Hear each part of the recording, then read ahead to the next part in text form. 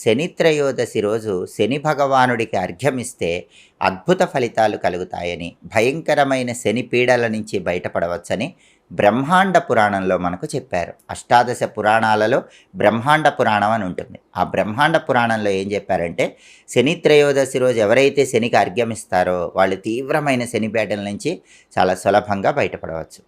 మరి అర్ఘ్యం ఎలా ఇవ్వాలి?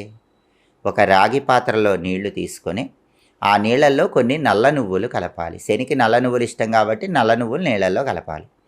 ఆ తర్వాత వీలైతే జమ్మి ఆకులు కూడా శనికి ఇష్టం కాబట్టి కొన్ని జమ్మి ఆకులు కూడా ఆ నీళ్ళల్లో వేయాలి. ఆ తర్వాత శనికి ఇష్టమైన దిక్కు పడమర దిక్కు కాబట్టి పడమర దిక్కు వైపు తిరిగి అర్ఘ్యం ఇవ్వచ్చు. లేదా నవగ్రహాల్లో శని సూర్యపుత్రుడు కాబట్టి సూర్యుడు ఉదయించే తూర్పు దిక్కు వైపు తిరిగి శని భగవానుడిని సూర్యపుత్రుడిగా భావించుకుంటూ తూర్పు వైపైన అర్ఘ్యం ఇచ్చుకోవచ్చు. పడమర వైపైన అర్ఘ్యం ఇవ్వచ్చు, తూర్పు వైపైన